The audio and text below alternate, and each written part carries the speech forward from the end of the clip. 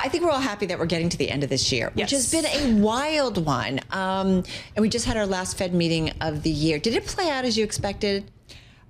Yes, with a important exception, which is I just really was not expecting Chair Powell to say, we've reached a range of neutral estimates, so your guess is as good as mine. And I think that's super reasonable. Yeah. I mean, It's like Jay Powell gets real, right? Yeah, and it's in many ways, it isn't that what he said is unreasonable or super surprising or weird, or there's nothing like that, but the willingness to just open that conversation around, okay, we are in this range of estimates for the neutral rate is so important, because the quibbles that myself and my team have had with the market pricing of the Fed funds rate recently, looking ahead to 2026 has been really, it's on the margin. It's like, look, if we expect pretty good growth and sticky-ish, but nothing problematic on the inflation front, then like, if I say one or two more cuts and you say two or three, like, is that really the difference maker? Probably not.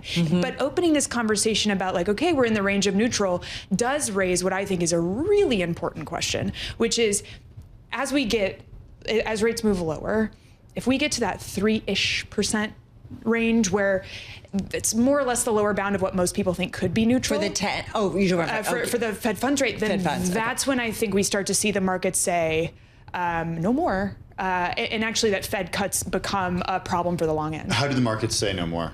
By the 10-year moving higher. Essentially a curve steepening. Okay. That is such a good question. In the sort of 410, 420 range that we've been, I think if as we move below 3, we get 10 or 20 basis points pretty quickly. And if the Fed is not sort of signaling, let's say, any cuts beyond that being on the hawkish side, then we could actually go higher. So this is something we talked about with Katie Kaminsky of Alpha Simplex, like trying to get an idea of what's the upper range. Like we have quite a range in terms of movements that we've seen, I feel like over the last year or so. So 5%?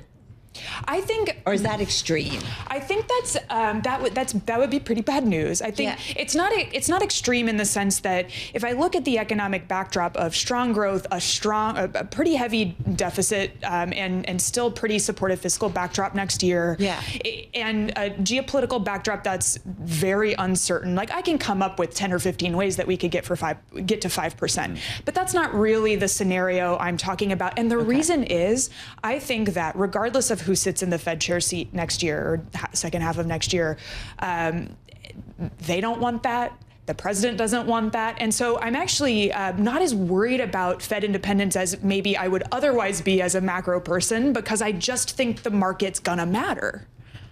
So Agreed. Something that I've been thinking about is if you weren't paying attention to any of the data or alternative data that we've gotten over the last 3 months, you had been taking a long nap, for example. Oh, that sounds great. You woke up just to see the press conference yesterday. What was the impression, and what is the impression of the economy that you got from Jay Powell? Everything's fine. Nothing to see here.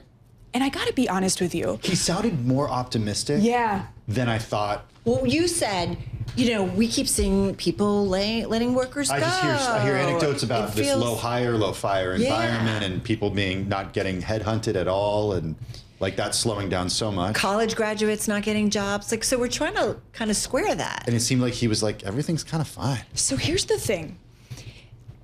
I want to come back to the college graduates and the low fire, no hire, because I think it's really, really important. And we have been in a soft patch. I believe that we have been in a soft patch this quarter, not helped by the government shutdown, but we've been in a soft patch. Right.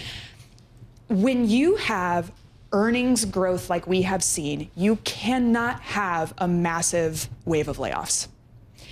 You could with sort of the technological developments and AI, et cetera, but that's not what's happening right now. And I don't think that's what's going to happen in 2026 either. It is just, look, coming back then to the no hire, no fire. If the market has recovered beautifully this year, but if you're a business of any kind, you are either saying, looking at the Supreme Court decision on tariffs and sort of the business backdrop ahead, and you're saying like, things actually look pretty good, but I don't know, I'm maybe not leaning into hire or add 10 people to my team.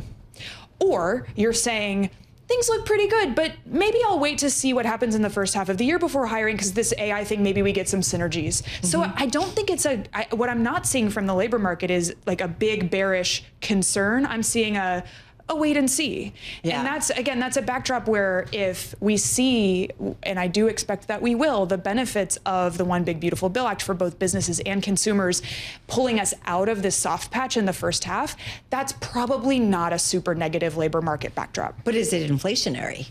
I think so. Yeah. I think so. How badly, or is it manageable? Does it mess up the Fed and its strategy here? So based on what I heard yesterday, I think our base case is actually pretty aligned with the Fed's, which is so boring. You love to have real fights. You're in good company, though. But I think, look, inflation's gone nowhere this year. We've been sitting around 3% for 12 months. Yeah. And the answer to your question is, I don't actually expect the inflationary backdrop to be incredibly problematic, but we saw these sort of shadow descents yesterday that are suggesting, look, if things go pretty well next year, that is a potential staying where we are, or maybe even seeing a hike by the end of next year for the Fed. That's a good economy.